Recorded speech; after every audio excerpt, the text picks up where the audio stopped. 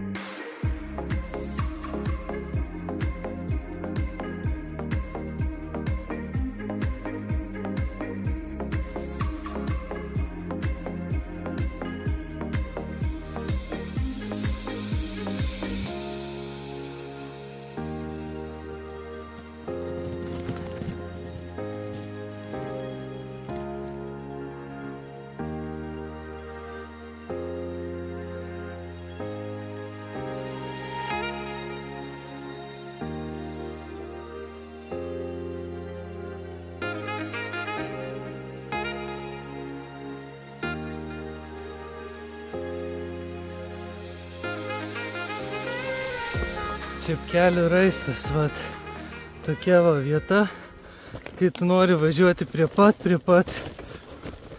sienos. Va toks va kelias. Ir jeigu sustoji, iš karto mašalai tave puola. Ne kažką, važiuojam toliau.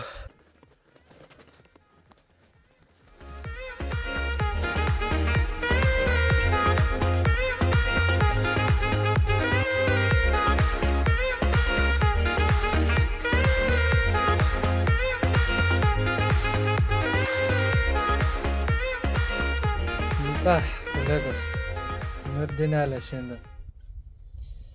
100 kilometrų, karšta buvo labai, lietaus nebuvo, apsiskaičiavau. Jo, Čepkelių raistas, per sakiau pilna gyvių,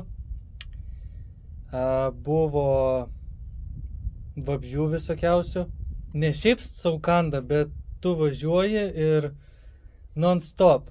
Prasme, pasipurški bensu nepadeda. Nufilmuoti nesigavo visiškai, nes tiesiog keliukas mažiukas ir tu nei iš šoną, nei niekur nepasislinksi. Kaip ir minėjau, 500 metrų nuo manęs buvo Baltarusijos siena. Ačiū Dievui nesutikau pabėgėlių ir pasieniečių, tai tiesiog nesigavo nufilmuoti, bet, ten nieko įspūdingo. Ta prasme, tu matai keliuką, džiunglės vos ne.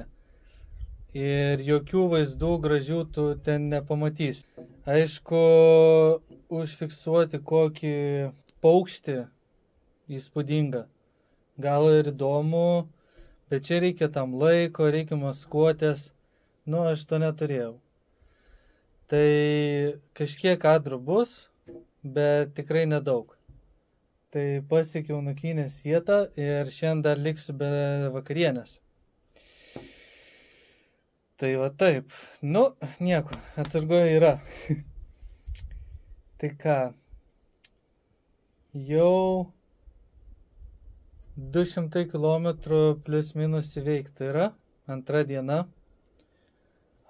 Dviratis, kaip ir viskas okei. Buvo tarka visiška, žvyrkelis, akmenys.